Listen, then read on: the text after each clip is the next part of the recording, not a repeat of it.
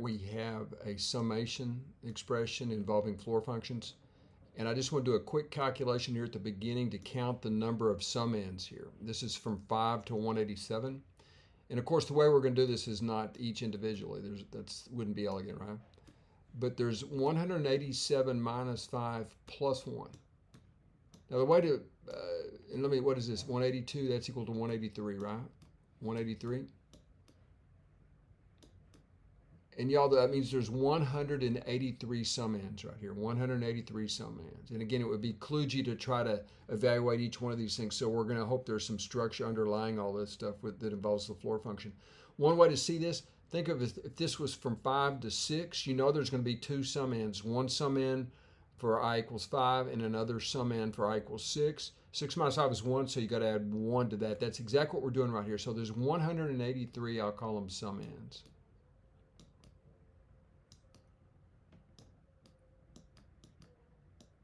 Okay.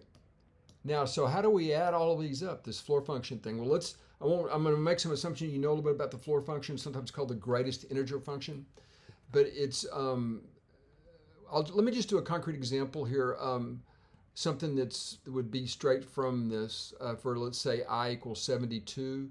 Let's say that I was 72, okay? You would have 72, the floor of 72 over 11, plus the floor of minus 72 over 11, right? Like that.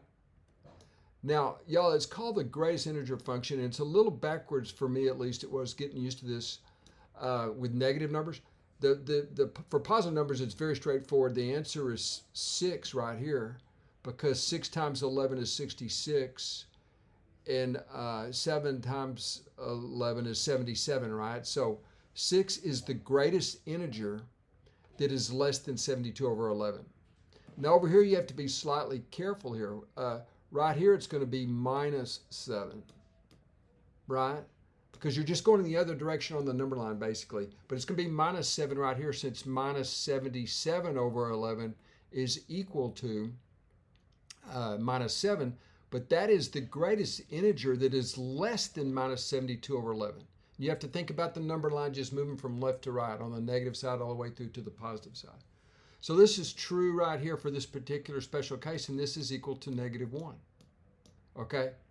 Well, it turns out for an argument that I won't go through, but that's always true as long as these guys aren't integers. And so we have this lemma, this very useful lemma right here, which conveys the structure of our summand right here. The floor of x plus the floor of its additive inverse is this piecewise situation right here. Now, it's very clear if x is an integer, you just get x minus x, right? It's trivial. You know, the floor function of an integer just returns the integer. Okay, so that's, you would get, say, for example, the floor of 8 plus the floor of negative 8 is just going to be 8 minus 8, which is 0. And we've seen for this one instance, if it's not an integer, and I'm just doing it for rational numbers here, but it's true for real numbers too, try for pi. The floor of pi plus the floor of minus pi would be negative 1 also. Okay, I just did this for a rational number. But anyway, we got this lemma now that's going to come in quite handy, because what we get right here is that our original summand is 0 whenever I is a multiple of 11. Well, let's write those down, okay? We have 1 times 11, 2 times 11. And the problem was designed by yours truly to work out nicely at the end. This is a multiple of 11 right here also, 187. So let me get the ellipsis working here. And so you have 17 times 11, right? Like that. Now 17 times 11 happens to be 187, which is, again, the upper index up here. This is 11 times 17, right? Which is what I've written down here, okay? So that means we have 17 multiples of 7. There's 17 multiples of 11, excuse me, okay? Otherwise, it's equal to -1 per this argument. And I'll prove this in general, by the way, on another video, but this hopefully this is convincing to give you the -1. So what do we get, folks? We have 183 summands, right? So 17 of them will be equal to 0, and the other, what is it, 166? Or what is it? How many you got? 17,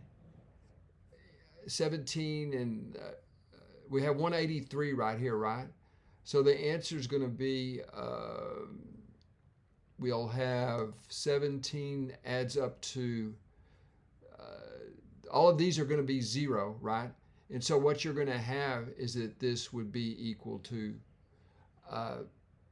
minus 166. And I'll write in why I just did it in my head, but I just wanted to write the answer down. This is going to be equal to minus 166 because this would be equal to 1. And then, let's see, we have this part right here adds up to 17. So there's 17 of them. So this would be 183, or 17 minus 183, sorry. 17 minus 183, sorry about that. But anyway, I believe that's the calculation, right? 17 times, if you subtract 17 from 183, you get 166, I believe. Is that right? 60, yeah. So that's what's going on right here, because we had this going on 17 times, all right? But it was equal to -1 the rest of the time, okay?